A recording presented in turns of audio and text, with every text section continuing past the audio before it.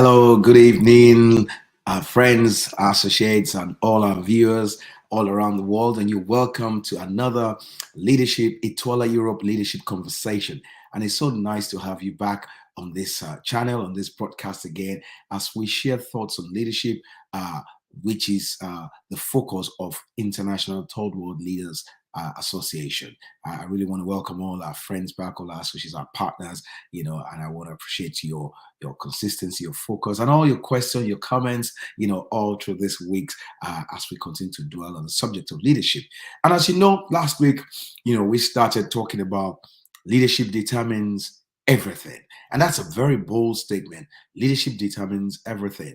And last week also, we used it to remember our founder who passed on about 8 years ago, 2014, just in the same week that we were about to gather for our leadership summit as well, which was still hard, and it was a great lesson for us, and the journey has continued ever since then from here. However, today we want to continue on this very subject. Leadership determines everything. By the way, that would have been our focus in this year's summit if we had had the summit, which was cancelled. And that is why, we've picked on this as well and say, let us have some conversation around this very theme. Leadership determines everything. And last week and today, it's a bit different today. So we're not going to have too much of a conversation, but rather what the organizers have said was we'll make a presentation on an area, and one area that I want to look at are keys that leaders must exercise. And why is this important? Because everyone is designed or born to be a leader. However, not everyone will be, because not everyone will be willing to pay the price. Not everyone knows what to do. So we want to look at, some key things that every one of us needs to really learn. Now, I made a very important statement last Monday, and I said, and I believe our host was asking, what does this really mean? And I gave a quote by Alexander the Great and how this has evolved over time as well. That an army of sheep that is led by a lion. Now, an army of sheep, and you know what sheep are like. Sheep can be very dumb sometimes, but being led by a lion will always defeat an army of lion that is led by a sheep. That means even if greatness, if you have a gathering of greatness, but it's being led by dumbness, by foolishness, then greatness might turn into foolishness. And which gives us the picture of leadership and followership. Very, very important. I was sharing something during the week as well that, listen, followership is for the purpose of leadership, because literally you become like the one that you're following. And that really reemphasizes that quote that we're talking about, that an army of sheep led by a lion will always defeat an army of lions that's been led by a sheep. Now, why is all this important? And that is what we're looking at, because leadership determines everything.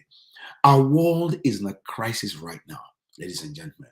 We have a world that is currently suffering from the deficiency of true leadership in the context of our families, our nations, our governments, our institutions, our organizations, our businesses, everything. Our world needs leadership. And that is why we need to know exactly what we're supposed to do.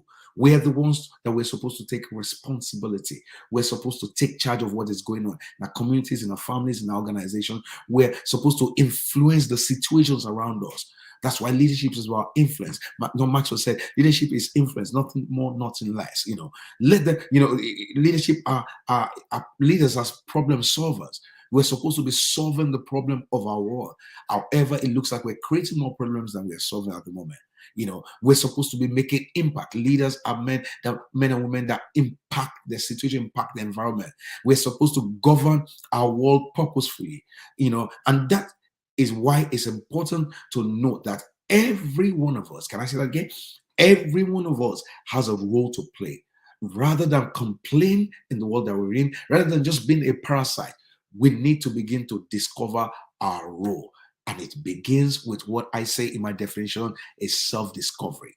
It begins with discovery of yourself, because when you discover yourself, you know exactly what you carry the value that you can actually bring to the world that we need. So there's a great demand for leadership in the world that we're in. The leadership, I say, is the number one need of our 21st century world. Is the number one need. Companies need leadership, families, schools need leadership. You can see the craziness in our world today. That's just because no one is taking responsibility for it. Leadership determines everything. It controls what happens. Somebody's got to rise up to the occasion. And it could be the other way around. Somebody rose up the other day right now and said, we're going to just attack another country. And they've gone ahead and do that. And that's, you see, that's negative influence as well. So whatever becomes of our communities, our world, our nation, our organizations, depends on the kind of leadership that is in charge. So leadership is a solution to the problems that if we can get the right leadership in place, then our world can begin to experience some new things. Leadership, also we said last week, is the eyes of the organization, is the eyes of the nation. It provides the vision for the community. It provides the vision for the city, the nation. It provides the future. It shows us the future that we can go to. So leadership focus is destiny, or a destination that it takes the people to. So therefore, leadership is the ultimate goal of our lives. And we got to understand that. I said last week that leaders are people who leave their footprints in their areas of passion. Now, that's a very, very important statement. And also, J.D. Modede says leadership is the discovery of self and impacting your world with your discovered self. My question is to you, what is it that you've discovered about yourself? Now, today our focus is, and we want to quickly look at some keys. Keys are principles. Keys are tools that we use to unlock their effective principles for their principles for effective function. Put it that way. Principles are effective tools. No. Keys are effective principles for function. So they help us function properly. So there are some keys that we need to exercise in order for our leadership, or the leader in us, to come forth. And that is what I want us to understand, that everyone has it. You just need to exercise it. And that way you begin to see the role that you and I were supposed to play in the world that we're in. Now, let's look at some of these keys, because I got quite a number of them in a very little time. Number one key I want us to look at is that you must discover your purpose. Key number one. And I think we've touched on this quite a number of times. Leadership works with purpose. And this subject of purpose is a subject that we can never exhaust, because the more we do away with purpose, the more chaos is the order of the day. This is required for leadership to be birthed. For the leader in you to come out, you must discover purpose. And what is purpose? Is the reason for existence. The reason for existence is what introduces you and I to leadership as well. Whatever we are doing and we do not know the purpose of, whatever office you're in, you don't know the purpose of, whatever gifting, whatever assignment, wherever time, skill set, whatever you're doing in life that you do not understand purpose from, will become inevitably an abuse.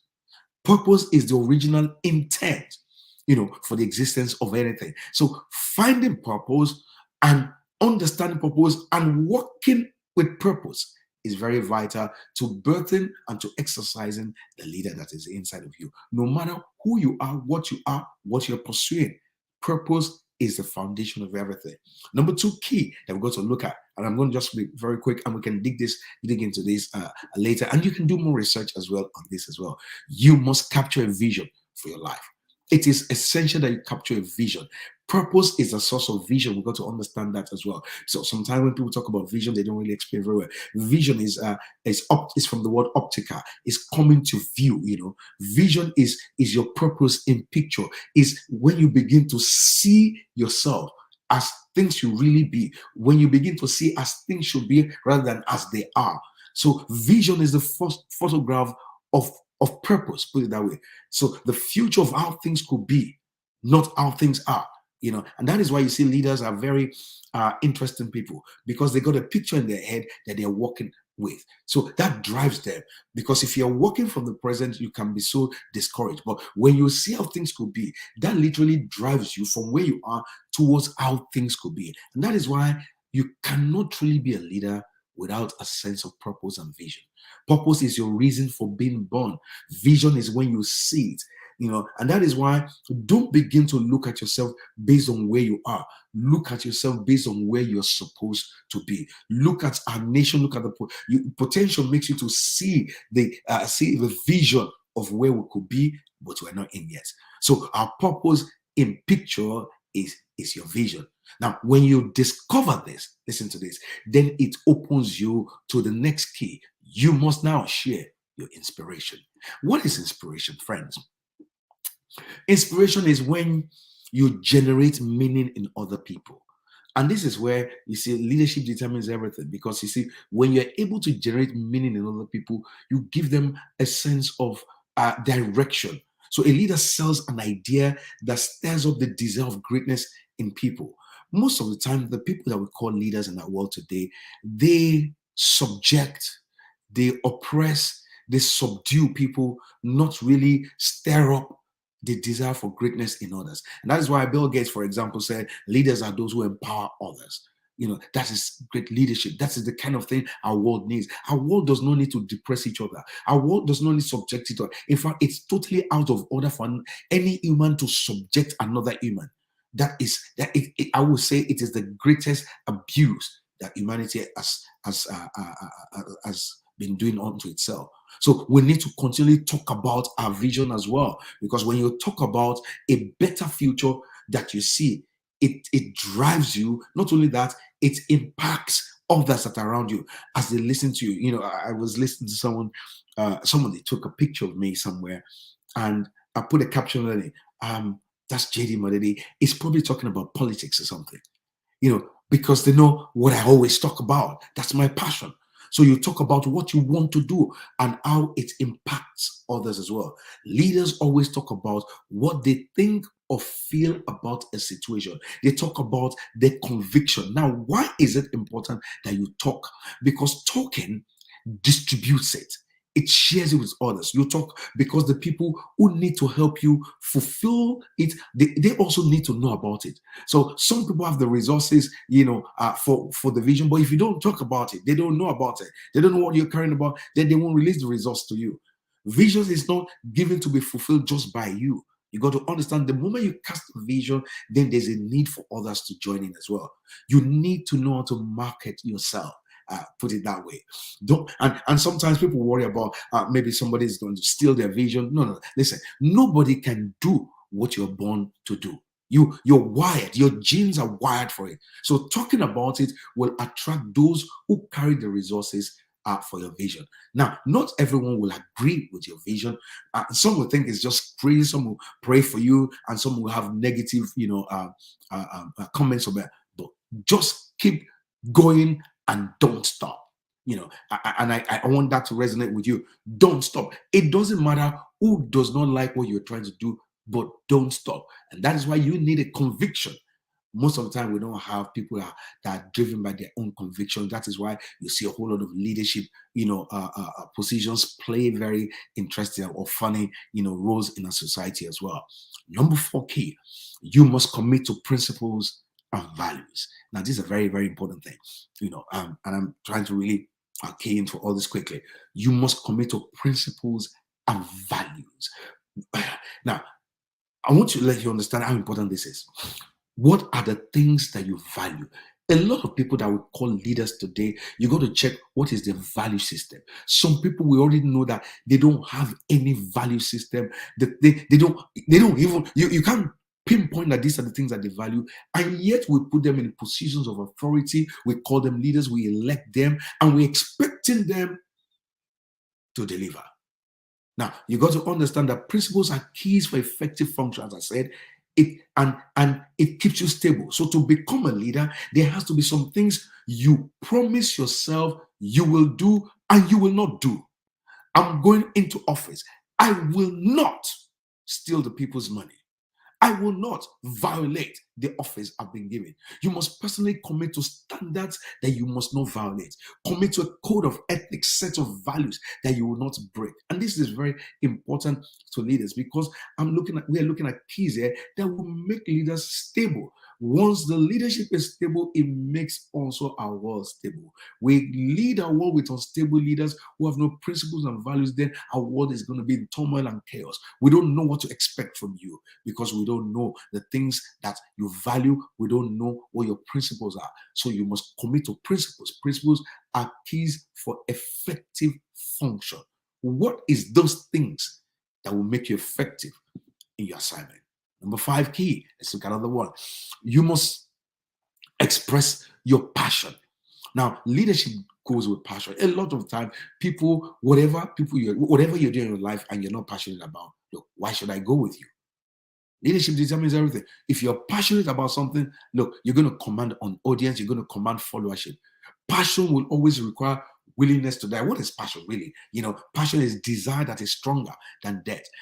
For example, I think there was a riot. So the youths in a certain country in Africa, they were trying to change the paradigm, change the narrative in the country, and they were there for days and almost a week or more than that, and they were willing, to lay their lives down. They were not going to collect any bribes, no money from anyone. They were willing to sleep, at those places where they were protesting all night, all through the day. They were not going anywhere to do anything, and that's passion. And once people saw their passion in display, more people supported them from all around the world. We need people who will express their passion again. Most people we call leaders are only willing to live. They are not willing to die. Leadership begins when you find that thing that you're willing to die for. Have you found yours? That's my question to you. You got to find that thing that even when they say this is going to kill you, you say, well, what else should kill me?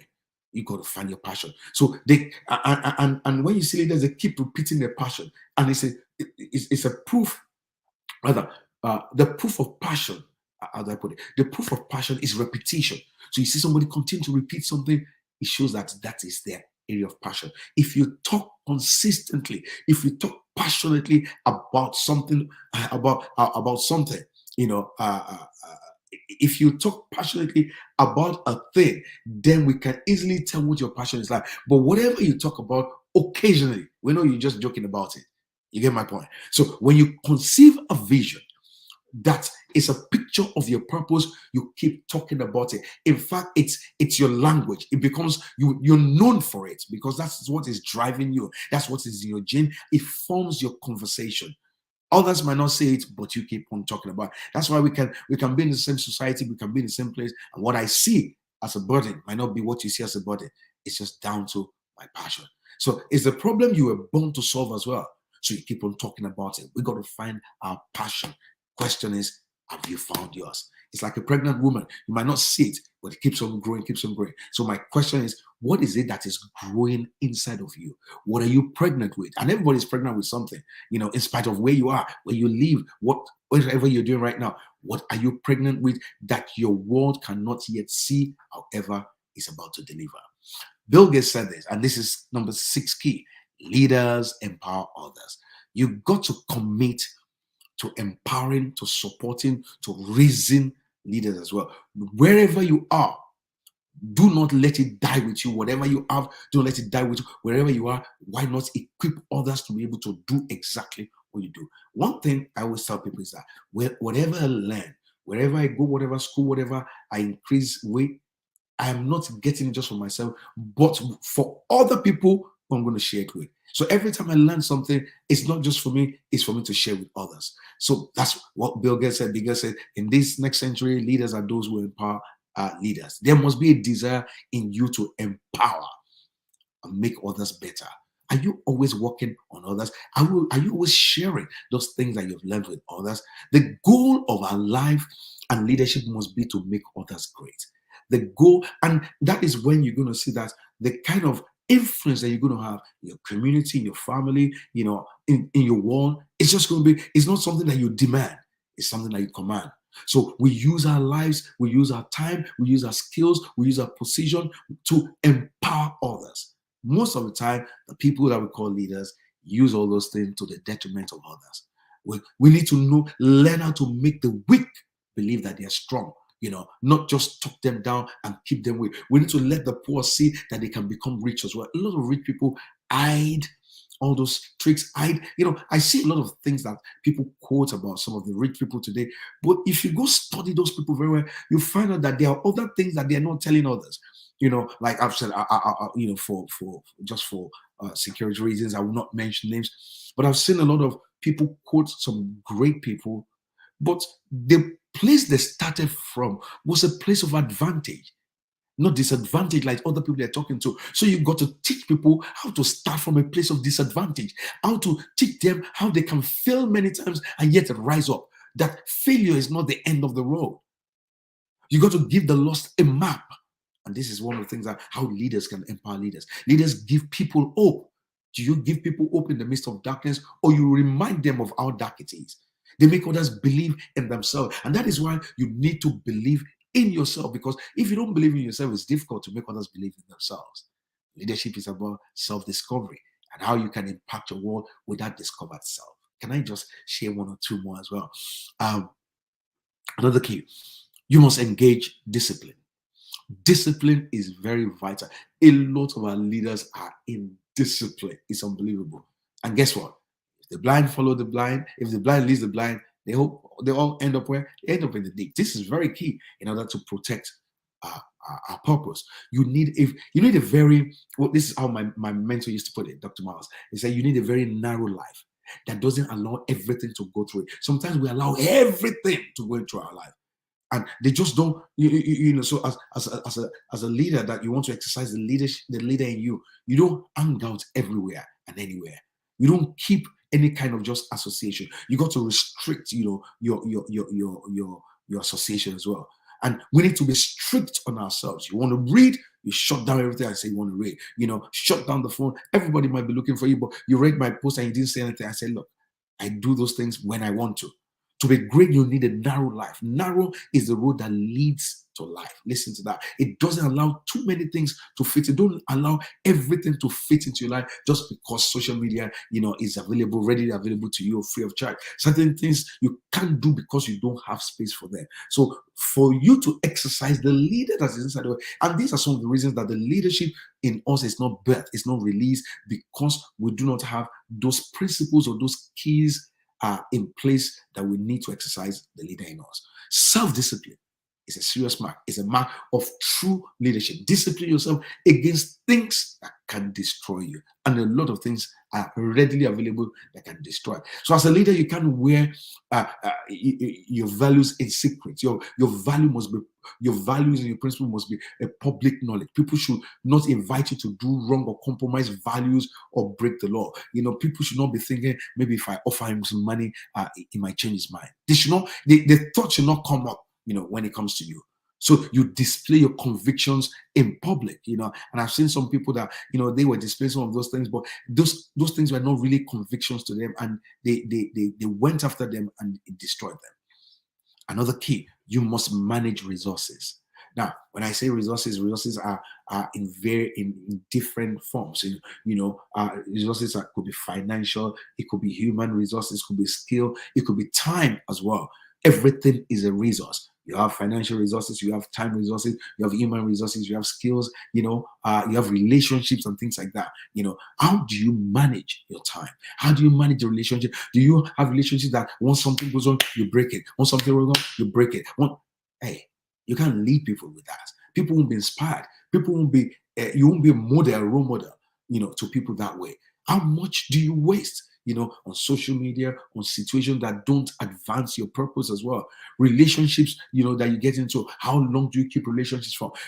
I have relationships that I started from my nursery schools, still till now. Relationships that started in secondary school, some new people I met, some of them I met in university, some people I've met different places all around the world. But I keep the relationship, except they decide that they want to leave me. I don't break relationships really. Are your relationships, are they assets or deficits? Do you do an inventory of your friends, and say, where does this one fit? How does this one come in here? And make sure that everything fits in the right place. How many will get you towards your dream? And you'll be shocked. That's a whole lot of some relations that we get into. Sometimes they have no bearing on our lives as well. And you got to know how to manage that so that they don't interfere with the important things that you're supposed to do. So we got to choose our friends according to our purpose and our destinies as well. You got to be able to save your energy, save time by investing in the right things, investing in the right relationship, investing in your mind as well. So don't let people just suck you dry. Don't allow parasites. Let me quickly squeeze in one more key. And one more key. You must manage your priorities. You must be clear on what's important and not what's urgent. We tend to confuse the two together sometimes. You must know what's important and then prioritize it. Decide what are the important things I must do today. List them. It could just be the first 5 things and make sure that you do it. In your day, in your assignment, then manage them very well and keep them in order to keep them. Your relationship with God, very important. Your relationship with your spouse, your family, let's prioritize and be clear on this, And lastly, can I put this in? You must mentor. Mentoring others must be part of our lives. And this is one key to exercising our leadership. This is the ultimate measure of a true leader. Who do you leave behind that is greater than you? Who are you preparing that is going to take all the things that you know and take it to the next level? Leaders focus on the future. And that's why leadership is all about vision and purpose and things like that. So they prepare people to protect what they built. So once you can get a mentee in place, let me tell you some of the advantages or benefits of mentee.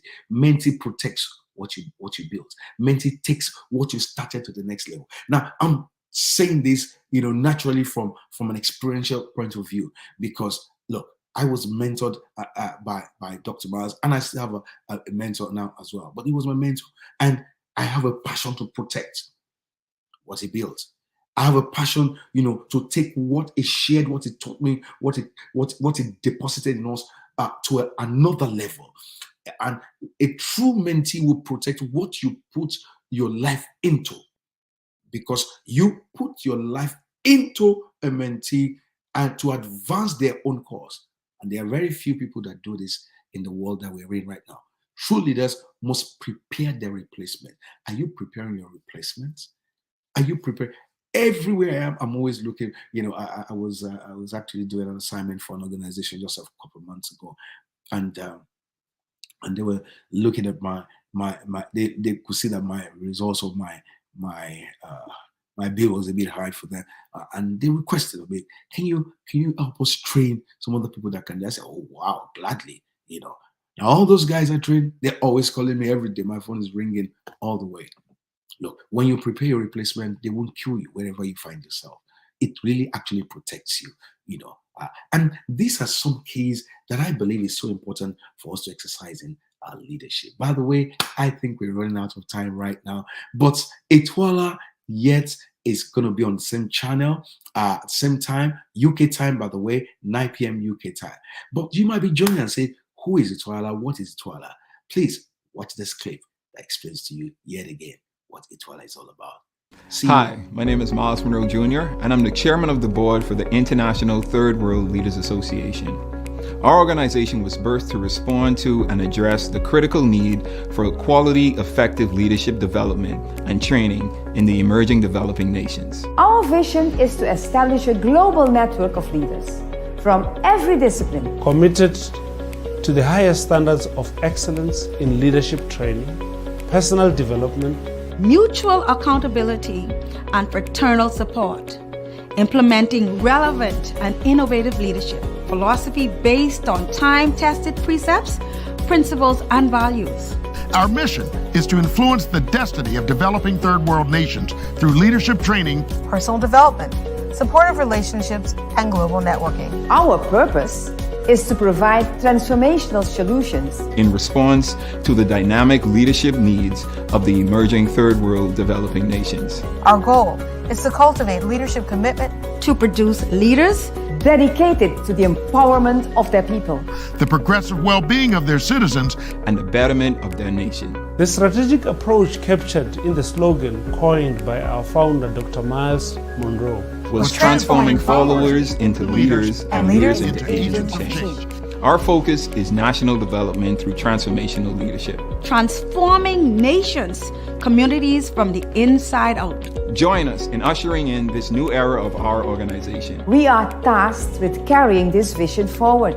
And we are devoted to ensuring that we leave an unwavering legacy. The organization that produces effective leaders with global reach and influence.